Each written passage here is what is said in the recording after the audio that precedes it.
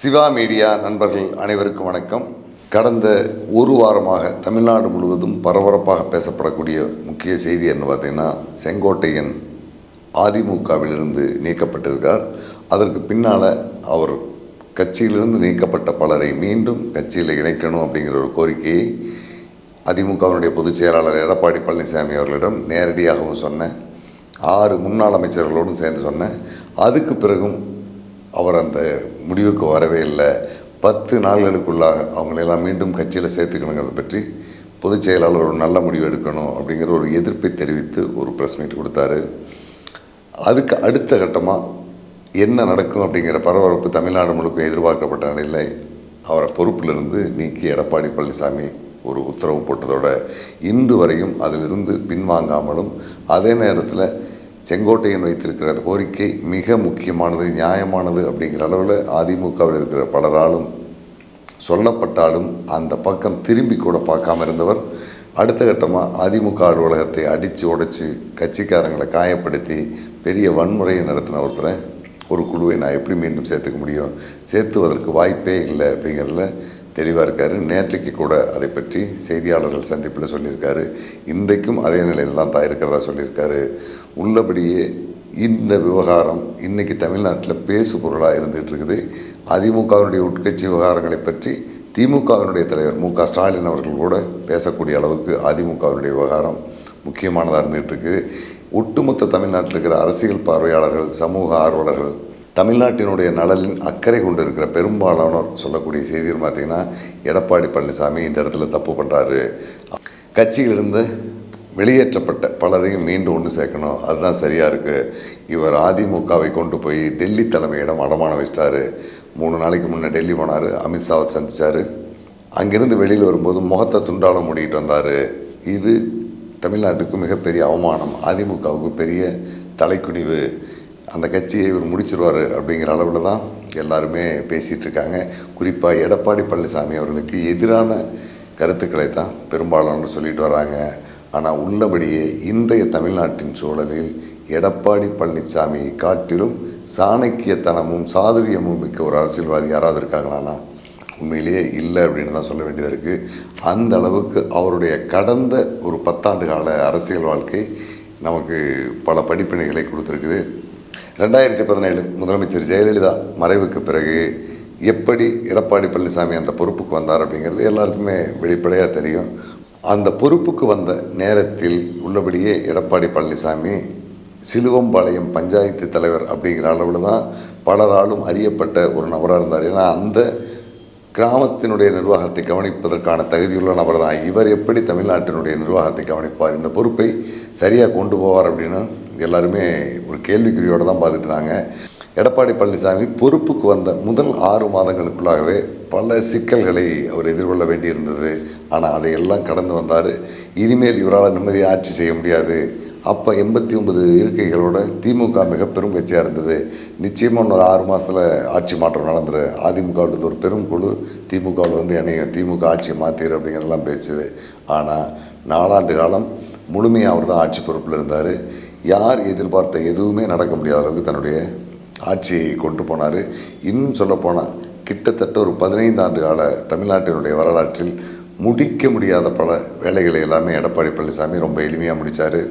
குறிப்பாக கல்வித்துறையில் அப்போ அமைச்சர் செங்கோட்டையன் இருக்கும்போது அதற்கு முன்பு வரைக்கும் ஒவ்வொரு ஆண்டும் குறைந்தபட்சம் ஒரு 30-40 மாணவிகளாவது தமிழ்நாடு முழுக்க தனியார் பள்ளியில் படிக்கிறவங்க ஏதாவது ஒரு சூழலில் தற்கொலை பண்ணிக்கிற நிகழ்வுகள் இருந்தது. அதுக்கப்புறம் அந்த நிகழ்வுகள் எல்லாமே படிப்படியாக குறைஞ்சிருச்சு. இப்போ அங்கொன்றும் இங்கொன்றுமா வெவ்வேறு காரணங்களாக நடக்குது.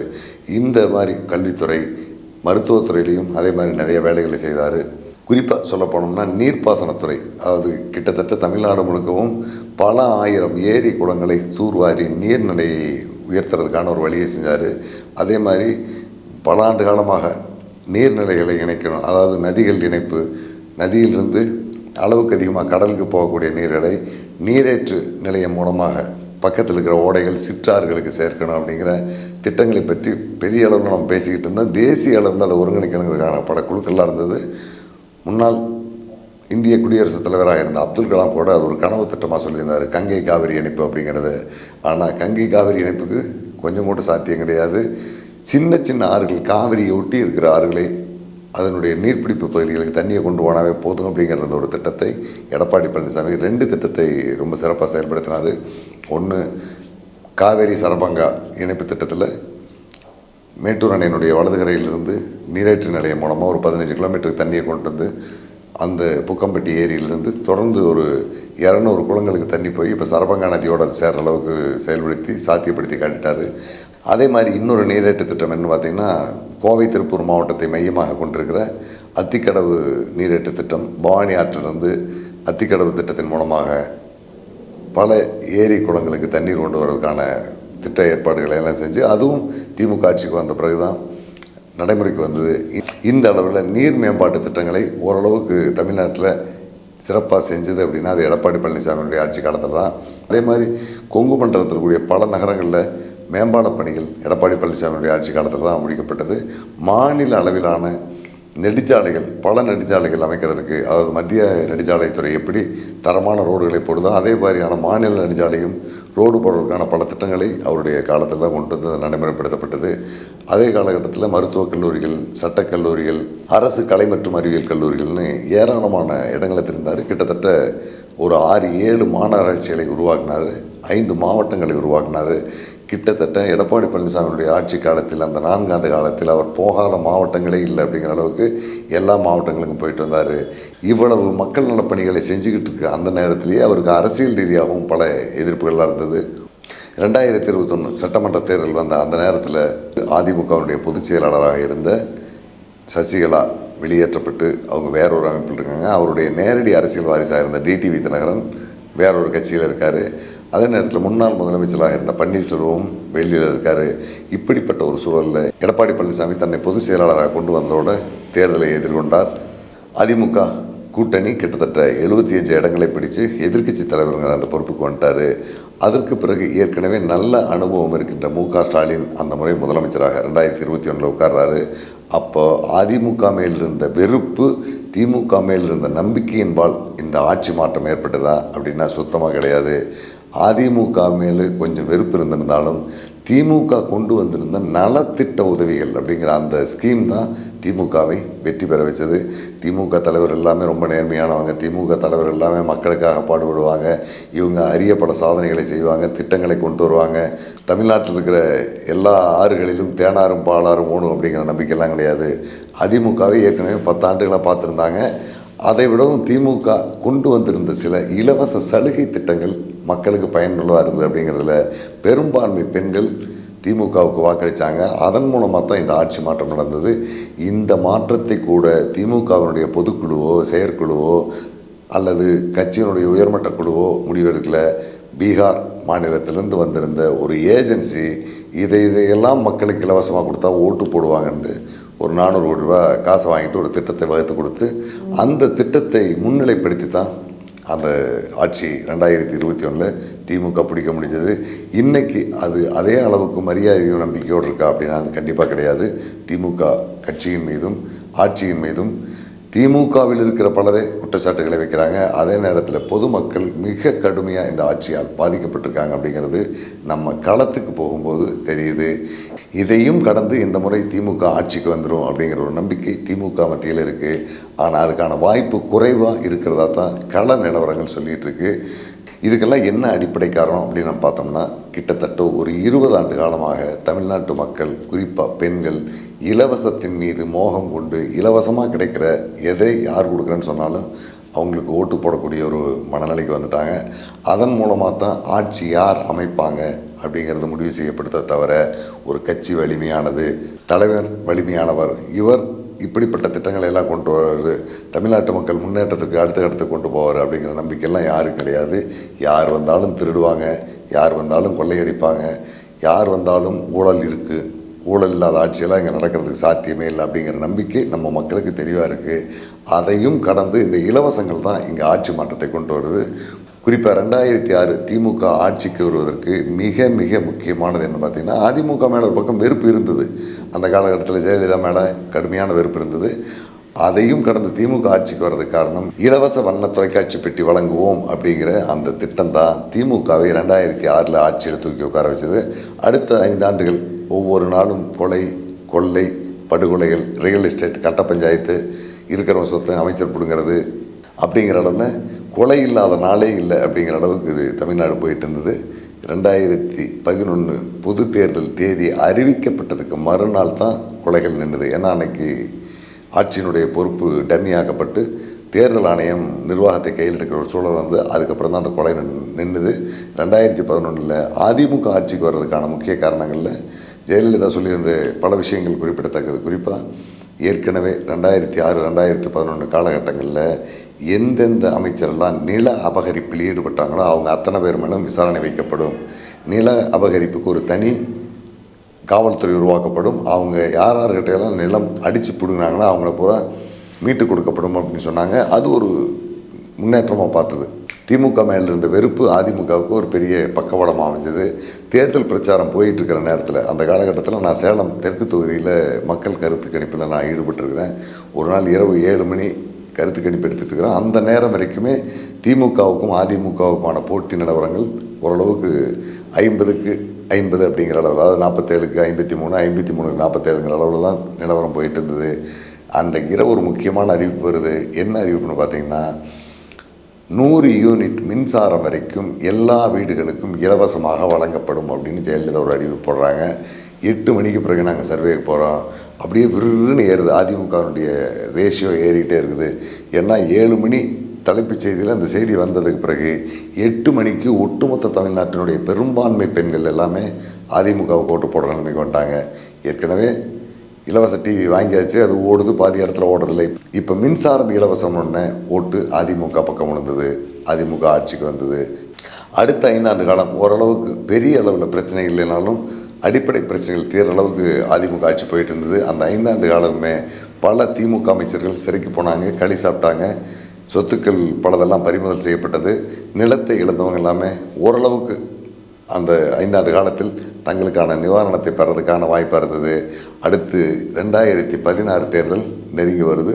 தேர்தல் வருகின்ற நேரத்தில் திமுகவை முந்தி அதிமுக இன்னும் 2 திட்டங்களை கொண்டு வந்துட்டு, பணியாற்றும் பெண்களுக்கு ஸ்கூட்டர் வாங்கிக்கிறதுக்காக, ஸ்கூட்டி வாங்கிறதுக்கு 25,000 ரூபா பணம் வழங்கப்படும் அப்படிங்கிற 2 திட்டம் கொண்டு வந்தது. இந்த 2 திட்டமும் அதிமுகவுக்கு மிகப்பெரிய பக்கபலமாக அமைஞ்சிருச்சு. மீண்டும் 2016 திமுக எந்திரிக்க முடியல, அதிமுகவே ஆட்சியை கைப்பற்றிட்டது. அடுத்தது ஜெயலலிதா மறைவுக்கு பிறகு அந்த திட்டத்தில் இருந்த பல கூறுகள் விடுபட்டு போனாலும் அதிமுக ஆட்சி 2021 வரைக்கும் போயிட்டுது. 21 இந்த பீகார்லேருந்து வந்திருந்த ஆலோசனை குழு திமுகவுக்கு ஒரு திட்டத்தை வகுத்து கொடுக்குது. அவங்க கொடுத்த திட்டங்கள்லாம் பழசு, நீங்கள் புதுசாக மாறுங்க, ஒவ்வொரு குடும்ப தலைவிகளுக்கும் 1000 ரூபா பணம் கொடுக்குறேன்னு சொல்லுங்கள், பொம்பளைகளை பூரா இலவசமாக பஸ்ஸில் ஏற்றிட்டு போகிறேன்னு சொல்லுங்கள், ஓட்டு உழுகும் அப்படின்னு இந்த இலவச மனநிலையில் இருக்கிற மக்களுடைய நாடி துடிப்பை சரியாக கணக்கீடு பண்ணி திமுகவுக்கு சொன்னாங்க. திமுக அதே திட்டத்தை அறிவிச்சது. திமுக வெற்றி பெற்று விட்டது. வெற்றி பெற்றதுக்கு பிறகு அந்த திட்டம் முழுமையாக செயல்படுதா, அதில் சில சர்ச்சைகள் இருக்குது. இருந்தாலும் பெண்கள் பெரும்பாலானவருக்கு இப்போ அந்த 1000 ரூபா வருது. அந்த அளவில் திமுகவுக்கு எப்போதும் இல்லாத அளவுக்கு இப்போ திமுகவுக்கு கணிசமான வாக்காளர்கள் இருக்கிறாங்க அப்படிங்கிறது உண்மைதான். மொத்தத்தில் பெண்கள் இந்த 2 திட்டத்தினால், அதாவது ஒன்று 1000 ரூபா திட்டம், இன்னொன்று இலவச பேருந்து திட்டம், இந்த 2க்கு ஆசைப்பட்டு தான் திமுகவுக்கு ஓட்டு போட்டு திமுகவை ஜெயிக்க வச்சாங்களோ தவிர எடப்பாடி நிர்வாகத்திறமை ஏற்றவர், எடப்பாடி பழனிசாமி நாட்டை நாசம் பண்ணிடுவார், ஸ்டாலின் வந்தால் காப்பாற்றி வச்சுருவார் அப்படிங்கிற நம்பிக்கையெல்லாம் எதுவுமே கிடையாது. அந்த அளவில் தான் தமிழ்நாட்டு மக்கள் இலவசத்துக்காக வாக்களித்தாங்க. இப்போ அடுத்த பொது தேர்தலில் திமுக மிக பலமாக இருக்குது, இவங்க தான் ஆட்சி அமைப்பாங்க அப்படிங்கிற ஒரு பிரச்சாரம் ஒரு பக்கம் ஓடிட்டுருக்கு. அதே கட்டத்தில் அதிமுக பலவீனமாக இருக்குது, எடப்பாடி பழனிசாமி அதிமுகவை முடிச்சிட்டாரு, பிஜேபியை அடகு வச்சிட்டாரு, இனி இது மீளவே மீளாது, இது அப்படியே சரிஞ்சு போகிறதா, அதிமுகவை காப்பாற்றணும் அப்படிங்கிற அக்கறையோடும் சிலர் பேசிகிட்டு இருக்காங்க.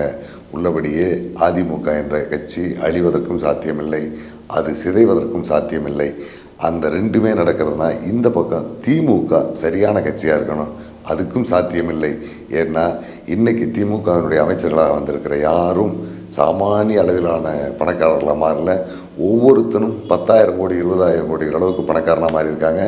இவங்களுடைய அதிகார துஷ்பிரயோகம் அல்லது மக்களை மதிக்காமல் நடந்துக்கிறது அல்லது அடித்து பிடுங்கிறது, இதில் எதுலேயுமே இவங்க சலிக்கலை. எல்லா வேலையும் இவங்க செஞ்சுட்டு தான் இருக்காங்க. எல்லா இடத்திலும் ஊழல் அப்படிங்கிறது கொஞ்சம் கூட குறைவில்லாமல் நிறைஞ்சு தான் இருந்துகிட்டு இருக்குது. ஆனால் எடப்பாடி பழனிசாமியினுடைய ஆட்சி காலத்தில் நடத்தப்பட்ட விதமும் அப்போ நிறைவேற்றப்பட்ட திட்டங்களில் 10ல் 1 பங்கோடு இப்போ நடந்திருக்காங்கன்னா சாமானிய மக்கள் யாருமே இல்லைன்னு தான் சொல்கிறாங்க. அந்த அளவில் தான் இவங்களுடைய ஆட்சி போயிட்டுருக்கு. குறிப்பாக பெரும்பான்மை மக்கள் எதிர்பார்த்தது கடந்த ஒரு 5 ஆண்டுகளில் நீர் மேலாண்மைக்கான ஏதாவது திட்டங்களை தமிழ்நாடு அரசு கொண்டு வரும், வனத்துறை சார்ந்து காடுகள் வளர்ப்புக்கான ஏதாவது ஒரு நல்ல திட்டத்தை கொண்டு வருவாங்க, சுற்றுச்சூழல் பாதுகாப்புக்கான ஒரு திட்டத்தை கொண்டு வருவாங்கன்ட்டு இது எதுவுமே இந்த 5 ஆண்டு காலத்தில் நடக்கவே இல்லை. நீர்ப்பாசனத்துறை பொதுப்பணித்துறையிலிருந்து நீர்ப்பாசனத்துறையை பிரித்து கொடுத்த அமைச்சர் துரைமுருகன் என்ன பண்ணுறார் அப்படிங்கிறது யாருக்குமே தெரியல. அவர் ஒரு அமைச்சராக இருக்காருங்கிறது வேறு ஏதாவது துறை சார்ந்த செய்திகள் வரும்போதோ தெரிகிறத தவிர இவருடைய துறை சார்ந்த செய்திகள் எதுலேயுமே தெரிகிறதில்ல. மொத்தத்தில் திமுக ஆட்சிங்கிறது மக்கள் போற்றக்கூடிய ஆட்சியாக இந்த 5 ஆண்டு காலத்தில் இல்லை. இப்போ அடுத்த கட்டத்தில் மீண்டும் திமுகவே ஆட்சிக்கு தான் வந்தாகணும், வேறு வழி இல்லை, அதிமுக வீக் ஆகிட்டுது அப்படிங்கிறதெல்லாம் சாத்தியம் கிடையாது. உள்ளபடியே இப்போ சொல்லப்போனால் திமுக தான் பலவீனமான நிலையில் இருக்குது. அதிமுக பொதுச் செயலாளர் இருக்கக்கூடிய எடப்பாடி பழனிசாமி தேர்தல் பிரச்சாரத்தை துவங்கிட்டார். கிட்டத்தட்ட 15 நாளாக பரப்புரை போயிட்டுருக்காரு. இந்த கட்டத்திலேயே தன்னுடைய அடுத்தடுத்த நகர்வுகள் எப்படி இருக்கிறத பற்றியும் தெளிவாக மக்களிடம் பேசிட்டு வந்துட்டுருக்காரு. என்ன இடையில இந்த ஆம்புலன்ஸ் வர்றது ஒன்று தான் அவருக்கு ஒரு பிரச்சனையாக இருக்குது. அதை தவிர மற்றபடி எல்லா பக்கமும் போயிட்டுருக்காரு. தன்னுடைய கட்சியிலிருந்து பிரிஞ்சு போன யாரையும் சேர்த்த மாட்டேங்கிற ஒரு பாலிசியை ரொம்ப தெளிவாக வச்சுருக்காரு. ஆனால் திமுகவோட அந்த மாதிரியான ஒரு பாலிசியை திமுக தலைமையால் எடுக்க முடியுமா அப்படிங்கிறது கேள்விக்குறி தான். யாராவது ஒரு துதிரியெல்லாம் வேறு கட்சியிலேருந்து வந்தால் உடனே கூப்பிட்டு சேர்த்திக்கிறது, அவங்களுக்கு அமைச்சர் பதவி கொடுக்குறதுக்கான பொறுப்புகள் எல்லாமே திமுக தான் செஞ்சுக்கிட்டு இருக்குது. அந்த விதத்தில் திமுக தலைமையை விடவும் அதிமுக தலைமை தன்னுடைய கட்சியில் உழைக்கிறவனுக்கு மட்டும்தான் பொறுப்பும் சீட்டு கொடுப்பா தவிர வேறு யாருக்கும் தரமாட்டேங்கிறதுல தெளிவாக இருக்காங்க. இது உள்ளபடியே எடப்பாடி பழனிசாமியினுடைய பலத்தை தான் காட்டுது. அவர் ஒரு பஞ்சாயத்து தலைவர் நிலைமையிலிருந்து மாநில முதலமைச்சரானவர் தான். பெரிய அளவில் அரசியல் அனுபவமோ நிர்வாக அனுபவமோ உள்ளவரா அப்படின்னா அப்படியெல்லாம் கிடையாது. ரொம்ப சாதாரண நிலையிலிருந்து வந்தவர் தான். ஆனால் இன்றைக்கி அந்த பொறுப்பை சரியாக பண்ணுறாரு அப்படிங்கிற மாதிரி தான் நம்ம பார்க்க வேண்டியதாக இருக்குது. அதே நேரத்தில் இப்போ அதிமுக இல்லாமல் போயிடும், இந்த தேர்தலோட காணாமல் போயிடும் அப்படிங்கிற பல விமர்சனங்கள் வந்துகிட்டு இருக்கு. உள்ளபடியே அதிமுக இருக்குமா போகுமா அப்படிங்கிறத முடிவு பண்ண வேண்டிய பொறுப்பு திமுக கிட்ட தான் இருக்குது. திமுக இப்போ இருக்கிற நிலையில் மீண்டும் தங்களை நிலைநிறுத்திக்கிறதுக்கான என்ன முயற்சி எடுத்தாலும் அதில் அவங்களுக்கு வெற்றி கிடைக்குமா அப்படிங்கிறது கேள்விக்குறியாக தான் இருக்குது. எடப்பாடி பழனிசாமி இந்த தேர்தல் அறிவிப்பதற்கு சில நாள்களுக்கு முன்பாக இன்னும் பல இலவச திட்டங்களை, ஏற்கனவே தமிழ்நாடு 20 ஆண்டுகளாக முக்கால்வாசி நாசமாயிட்டுது. அரசு போக்குவரத்து கழகம் முடிஞ்சது, மருத்துவமனை முடிஞ்சது, பள்ளிக்கல்வித்துறை முடிஞ்சது, தொழில்துறை முடிஞ்சது, இப்படி பல துறைகள் முடிஞ்சு போயிட்டுருக்குது. அடுத்து இருக்கிறதையும் ஒரு மூடு விழாவை கொண்டு போகணும் அப்படிங்கிற முடிவில் தான் அடுத்த அரசியல்வாதியும் வருவாங்க. அதில் மாற்றம் கிடையாது. இப்போ கர்நாடகாவில் கொடுக்குற மாதிரி எல்லா பெண்களுக்கும் 2000 ரூபா கொடுப்போம், குடும்பத் தலைவர்களுக்கு 2000 ரூபா கொடுப்போம் அப்படிங்கிற ஒரு திட்டத்தை போட்டார்னா இந்த ஓட்டு எல்லாம் ஆட்டோமேட்டிக்காக அந்த பக்கம் திரும்பிடும். அப்போ திமுக 3000 ரூபா கொடுக்குறான்னு அறிவிக்க வேண்டி வரும். இந்த 2 தான் தமிழ்நாட்டில் நடக்க போகுது.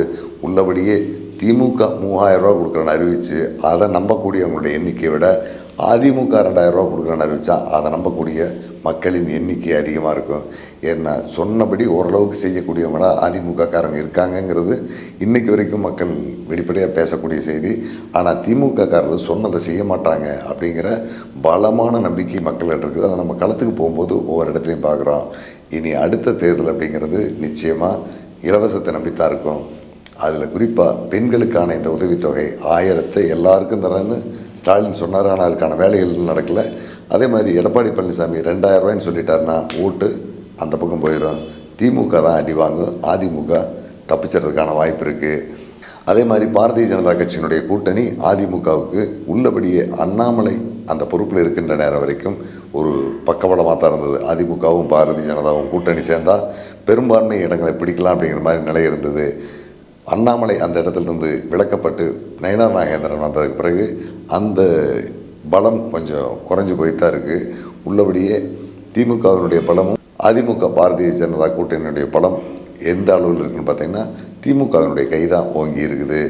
ஆனால் தேர்தல் வருகின்ற காலம் வரைக்கும் திமுக இதே நிலைமையில் போகுமா, இல்லை இது இன்னும் முன்னேற்றத்துக்கு கொண்டு வருமா அப்படின்னா முன்னேற்றத்துக்கு கொண்டு வரக்கலாம் வாய்ப்பில்லை. இன்னொரு பெரிய பிரச்சனை என்ன பார்த்திங்கன்னா அதிமுக கூட்டணியில் பெரிய அளவிலான கட்சியெல்லாம் கிடையாது. அதிமுகவினுடைய தலைமை யாரை வேட்பாளராக நியமிக்கணும் அப்படின்னு முடிவு பண்ணால் ஒரு 24 மணி நேரத்துக்குள்ளேயே அவங்களுடைய வேலை முடிஞ்சிடும். ஆனால் திமுகவில் அப்படி கிடையாது. இங்கே ஏற்கனவே ஆட்சியில் பங்கு கேட்குற 5-6 பேர் இருக்காங்க, அதிகாரத்தில் பங்கு கேட்குற 5-6 பேர் இருக்காங்க. இந்த 5-6 பேருக்கும் தொகுதிகள் எல்லாம் ஒதுக்கி கொடுத்து அவங்களுக்கான தொகுதிகள் எதுங்கிறது முடிவு பண்ணதுக்கு அதுக்கு பிறகு அந்த தொகுதிகள் முடிவு பண்ணுறதுக்குள்ளேயே திமுக வெற்றி பெறக்கூடிய பல தொகுதிகள் கூட்டணி கட்சிக்கு போயிடும். அதுக்கப்புறம் இவங்க கட்சிக்குள்ளே, ஏன்னா இந்த குடும்பத்தில் பார்த்திங்கன்னா ஒரு 15 குழு இருக்குது. இந்த பக்கத்தில் மந்திரி ஒரு குழு, இந்த பக்கம் மந்திரி ஒரு குழு, இந்த பக்கம் மந்திரி குழு. ஒவ்வொரு மந்திரிக்கும் இன்றைக்கி 15லேருந்து 20 சீட்டு கேட்பாங்க. அப்படி ஒரு 10 மந்திரிக்கு 15 சீட்டு போச்சுனாவே 150 போயிட்டுது. அப்புறம் ஹோம் டிபார்ட்மெண்ட்டு சீட்டு அது ஒரு கும்பல் இருக்குது. இவங்க எல்லாம் ஆளுக்கு பாதியாக பிச்சு கொதறி வேட்பாளர் அறிவிக்கப்படுகின்ற அந்த நேரம் எதுன்னு பார்த்திங்கன்னா நாமினேஷன் தாக்கல் பண்ணுற நேரத்தில் தான் திமுகவுடைய வேட்பாளர் பட்டியல் வரும். இது முடித்ததுக்கு பிறகு கூட்டணி கட்சிகள், தேசிய கட்சியாக இருக்கக்கூடிய காங்கிரஸ் எல்லாம் இந்த மாநிலத்திலேயே பிறக்காத பலரை வெளி மாநிலத்தில் கொண்டாந்து இங்கே வேட்பாளராக போடுவாங்க. அவங்க அக்கப்போரெல்லாம் நடந்து இவங்க கூட இருக்கிற இன்னும் பல கட்சிகள் தேர்தலுக்கு நிதி திமுக கிட்ட தான் வாங்குவாங்க. இந்த நேரம்லாம் பார்த்திங்கன்னா திமுகவுடைய பெருந்தலைகள் ஊரோட்டே ஓடிடுவாங்க. வேறு பிஸ்னஸ்மேன் இவங்களெல்லாம் பிடிச்சி தேர்தல் நிதியை வாங்கி இவங்களை நிற்க வச்சு இந்த கட்சிகளையெல்லாம் அக்கப்போரை சரி பண்ணி தேர்தலை நிற்க வச்சு கூட்டணியை பலப்படுத்தி ஒவ்வொரு இடத்துக்கும் பிரச்சாரத்துக்கு போய் வெற்றி பெற வைக்கிறதுங்கிறது தாவு தீர்ந்துடும். அந்தளவுக்கு தான் திமுக கூட்டணியும் அவங்க கூட இருக்கிற கட்சியும் இருக்குது. இன்னும் சில கட்சி தலைவர்கள்லாம் ஊருக்குள்ளே வந்தாங்கன்னாவே ஓட்டு போயிடும். அந்த மாதிரி கட்சியெல்லாம் திமுக கூட்டணியில் இருக்குது. ஆனால் அதிமுக கூட்டணியில் அவ்வளோ மோசமான நிலையில் எந்த கட்சியும் கிடையாது. தேர்தல் அறிவிக்கப்படுறதுக்கு முன்பாகவே அவன் கட்சி வேலையை ஆரம்பிக்கிற அளவுக்கு அந்த கட்சியினுடைய கட்டமைப்பை பலப்படுத்தி வச்சுட்டு இருக்காரு. அது நல்லாவே தெரியுது. இந்த அடிப்படையில் நம்ம கூட்டி கழித்து பார்த்தோம்னா அதிமுக அப்படிங்கிற ஒரு கட்சி இல்லாமல் போவதற்கான சாத்தியமே இல்லை. அந்த கட்சி இப்போ இருப்பதை காட்டிலும் பலம் பெறுவதற்கான சாத்தியக்கூறுகள் தான் தமிழ்நாட்டினுடைய இன்றைய அரசியல் நிலவரத்தில் இருக்குது. திமுக தலைமை பேசிகிட்டு இருக்கிற மாதிரியோ அல்லது அரசியல் சார்ந்து இருக்கின்ற பார்வையாளர்கள் சொல்கிற மாதிரியோ அதிமுக நசிஞ்சிட்டது, இல்லாமல் போயிட்டுது அப்படிங்கிறதும் போய் திமுக பலம் பெற்று விட்டது, அசுர வளர்ச்சியில் இருக்குது, ஆட்சியை எளிதில் பிடிச்சிரும் அப்படிங்கிறதும் போய் நாளைய தேர்தல் பெண்களுக்கான இலவச திட்டங்களை யார் அதிகம் கொடுக்குறாங்க, பெண்கள் யார் சொல்கிறத நம்புகிறாங்க அப்படிங்கிறத பொறுத்து தான் தேர்தல் முடிவு அமையும். அதிமுக இருக்குமா, இல்லாமல் போகுமா, திமுக இருக்குமா, தோல்வியை தழுவுமா அப்படிங்கிற எல்லாமே தேர்தலுக்கு சில நாட்களுக்கு முன்பாக தலைவர்கள் அறிவிக்கக்கூடிய இலவச திட்டத்தை நம்பித்தான் இருக்குது அப்படிங்கிற தகவலோடு இந்த வீடியோவை நம்ம நிறைவு பண்ணிக்குவோம். நன்றி, வணக்கம்.